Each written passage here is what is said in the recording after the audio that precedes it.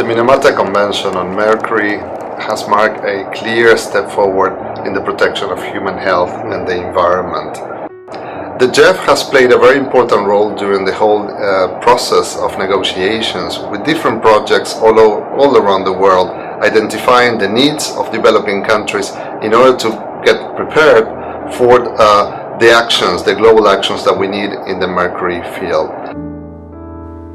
Mercury is a highly toxic substance of global concern and has been responsible for Minamata disease. The JEF has been designated as a major component of the financial mechanism of the convention and is charged with funding the implementation of the convention in developing countries and countries with economies in transition.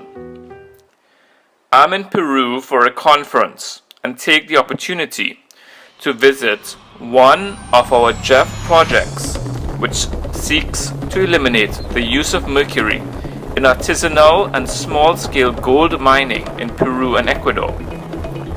The project is implemented by UNIDO.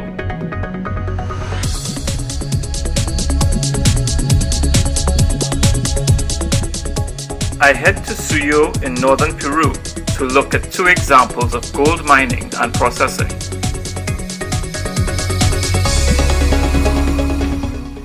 We have a long 2-hour drive through some rough terrain to meet up with the gold miners from the region.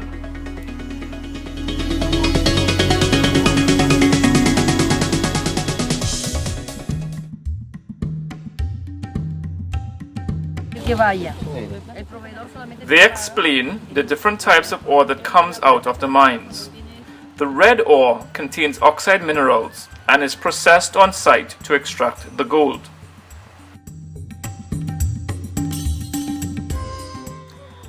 The grey ore contains sulfides, and this can only be concentrated on site and shipped for further processing.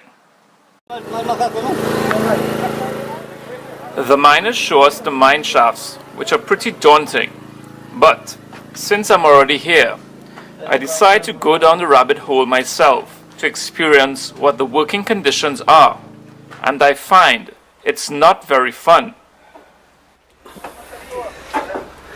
And so? Fun in mines. It is not fun.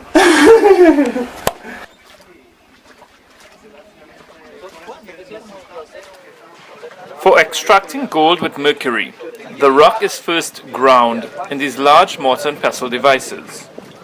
Here, a young boy is extracting gold from the tailings of a previous extraction. In this vessel, there is approximately 500 grams of mercury and likely only 1.5 grams of gold. The sediments are then panned to separate the heavier mercury and gold from the rest of the material.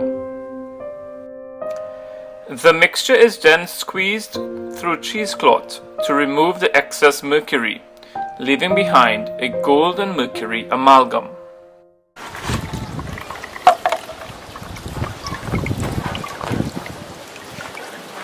And it's just going to squeeze it like cheese.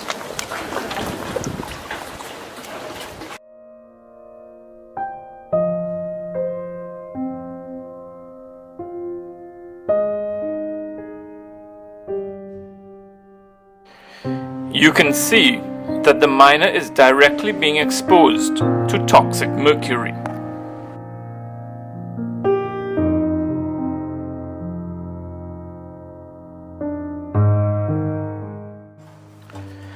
The amalgam is heated to remove mercury, leaving behind the gold. In the second site, we see the alternative practice where mercury has been replaced by cyanide extraction. To start the process, the ore is crushed using a ball mill.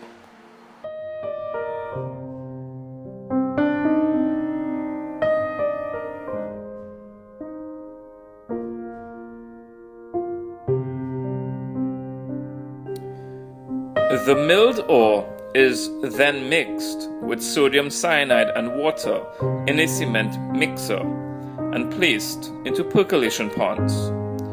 The gold cyanide solution is leached out and is piped into barrels. Residual cyanide goes in these tanks. ¿Través de la bomba? It's a barren solution. Se revuelve arriba el agua. And that cyanide, they just recycle it back into the percolation pond. The gold cyanide solution is then mixed with zinc shavings.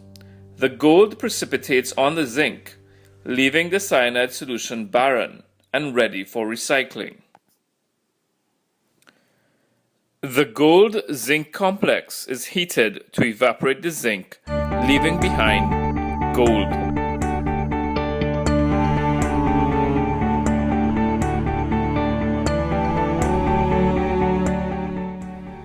While cyanide is an acute toxin, once the process is carefully monitored and controlled, in this case, keeping the solution at a pH above 11, the method poses little threat to humans.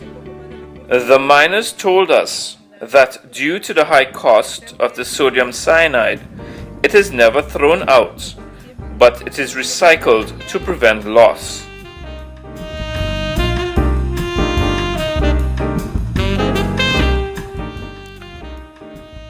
Residual cyanide in the tailings is destroyed by exposure to sunlight or can be actively destroyed before discharge by mixing in an oxidizing agent such as hydrogen peroxide or OxyClean laundry detergent. This protects the environment.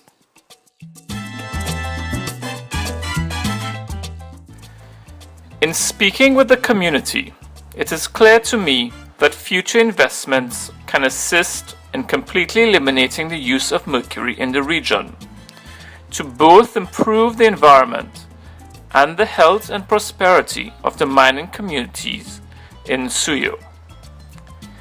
As we head towards implementation of the Minamata Convention, the results of projects like this one will help us understand how we can shape future assistance.